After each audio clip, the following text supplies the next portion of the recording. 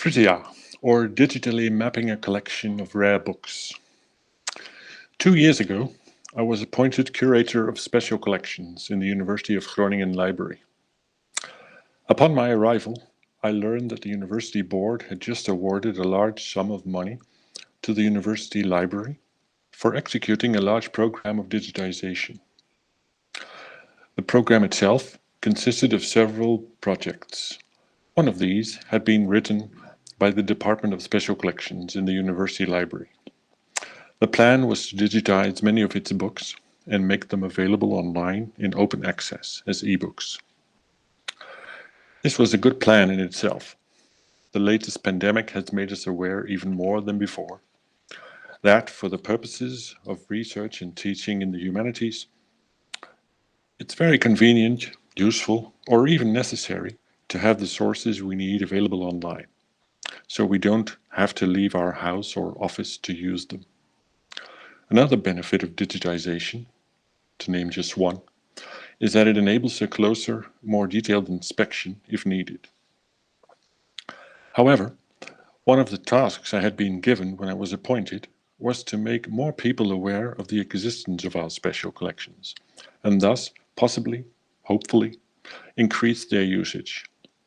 I had been doing something similar in the Rotterdam Public Library, where I worked for 15 years as curator of its rare books department before I returned to my native Groningen. In Rotterdam, this resulted, for instance, in the Erasmus experience. Of course, the context of an academic library differs from that of a public library. Our special collections are intended, first and foremost, to be used as sources for academic education and research, and first of all for the people in our university. Then again, we obviously do not want to prevent academics from elsewhere, or non-academics from anywhere, from using our books and maps and the like. This is why we came up with an addition to the original proposal for digitization. We tried to think of a different way for accessing our books. At the moment, people usually find books relevant to them because, first of all, they know we exist and know we have special collections. Then they either use the online catalog or other sources known to them to find specific books, or they ask us, the experts, and we come up with books that we think are relevant to them. Both these ways of access are fine, of course, and they will continue to exist, but they require our potential beneficiaries to have some knowledge, or at the very least an awareness of us. Again, there's nothing wrong with that, but what if we could also show our books to potential beneficiaries without pre-requiring anything from them, except to have a personal interest, a passion innate in themselves? That's how we came up with Frisia. Frisia is the medieval and early modern name for what is now the north of the Netherlands and the far northwest of Germany.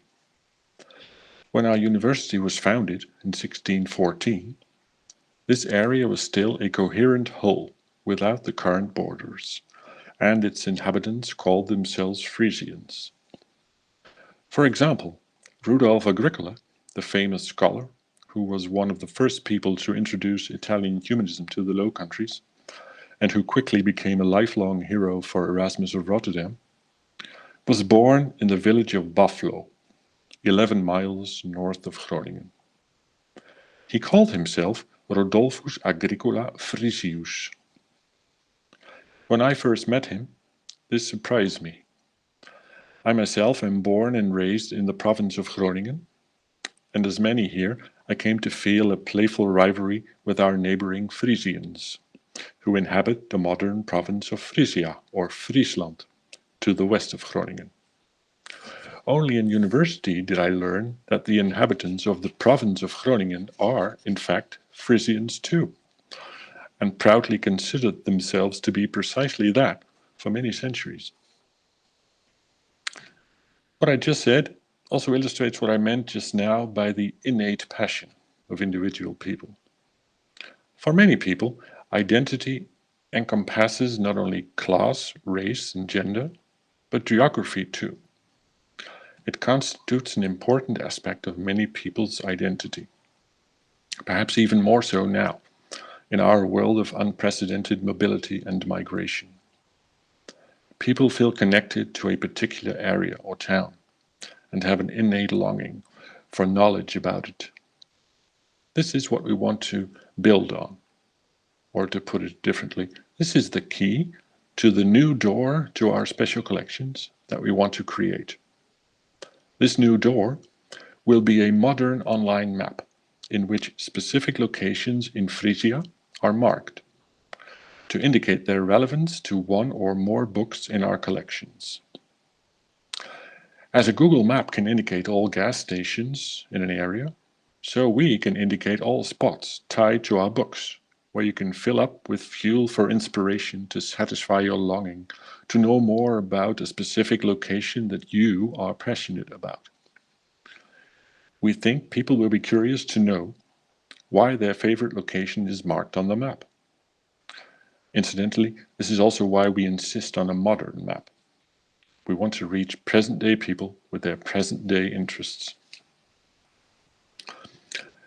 Let's take an example and stick to Rudolf Agricola. We can connect a number of books in our special collections to specific and precise geographical locations in the area of Frisia that somehow deal with Agricola and the locations involved. First, obviously, there's Buffalo, where he was born. Of course, that's not enough. We will use the link to provide information and knowledge about Buffalo, about Agricola, and the book or books involved. We will do so by means of stories, using different media, such as texts, images, clips, video clips, or podcasts. Also, there will always be a link to the digitized version of the book or books involved. Thus, we might tell the story of an illegitimate son of a priest and a housekeeper from this tiny village on the end of the world, to use Agricola's own words, who came to be an inspiration for a whole generation of scholars led by Erasmus, who ignited a radical change in teaching in the Low Countries. The same book might also be linked to the modern village of Aduard. From 1192 to 1595, it was the location of the largest abbey north of Paris, and one of the 10 largest Cistercian abbeys in all of Europe. In the second half of the 15th century, its abbot hosted a group of men favoring Italian humanism, whose intellectual frontman was Rudolf Agricola. From here, the movement spread out over the entire Low Countries. There are many stories to be told here that can be tied to books in our collection. These stories might well interest some of the present-day inhabitants of that village, or any people with a tie to this particular village or area. If so, few of them, if any, will know the existence of our library and special collections, let alone the existence of this particular book and its features and meaning. Our online map will give them easy access and enable them to find this book for reasons motivating them intrinsically. After that, we come in to try and keep them interested. In all of this, we intend to use linked open data, by the way, because ideally we'd like to link not only our books, but also our data. That is, link our data to data and therefore collection items of other heritage institutions. In the case of Aduard, an obvious partner would be the museum dedicated to the former abbey there. Linked open data ideally would present our book in combination with relevant objects from the museum. The same book by Agricola might also be linked to Selwerd. Nowadays, Selwerd is a district in the city of Groningen. In the Middle Ages and early modern period, it was the location of a castle and a Benedictine monastery well outside the city walls of Groningen. From 1444 to 1480, Rudolf Agricola's father was its influential abbot. During these years especially, the convent at Selwerd developed into an important center of book production. In our special collections, we have a few books produced at Selwerd. This massive lectionary is one of them. By means of this book, we can tell all kinds of stories about monasteries, book production, humanism, etc., from the geographical vantage point of this modern city district. A final example. Our manuscript 217 is a parchment codex containing a Dutch version of the Life of Jesus, a popular text about the lives of Jesus and Mary, transmitted in many languages and many versions. This manuscript was written in 1438 by commission of a woman called Hille Bareldes, who came from a patrician family that produced several mayors for the city of Groningen. At some stage, Hille donated this manuscript to the nuns of a convent, then located in the city center of Groningen. We know its exact location, so we can tie this manuscript to an exact location on our online map and connect to it many different stories, for instance, about the popularity of this text in the Netherlands and how both religious and lay people might use such books in their daily lives, about the common practice of lay people donating books to religious institutions and what they expected for it in return, or about the fact that in that very same convent lived another Groningen scholar with ties to early northern humanism, namely Agricola's friend Wessel Gansvoort, which paves the way for stories of a different kind. Of course, we can also relate to it the codicological aspects of this manuscript, which might benefit students taking a class in book history. Speaking of students, our project Frisia will be useful for teaching in another way too, for in the years to come, many students can actively contribute by linking one of our books to a specific location, researching the knowledge about it, and producing the media, the means, to convey it all. The example of manuscript 217 illustrates the main aspect we want to use for tying books to locations, that is, material evidence, aka traces of previous owners or users found in the books themselves. This aspect often goes unmentioned in online catalogs, yet it is obviously of great interest for studying the fate of specific copies. Making it clear in the way we plan to, so by means of a map, may generate renewed interest in our books among specialists too.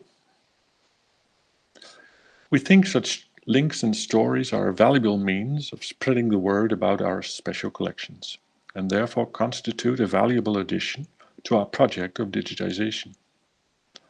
Because the budget of the project is not unlimited, we had to make a selection of the books we wanted to digitize.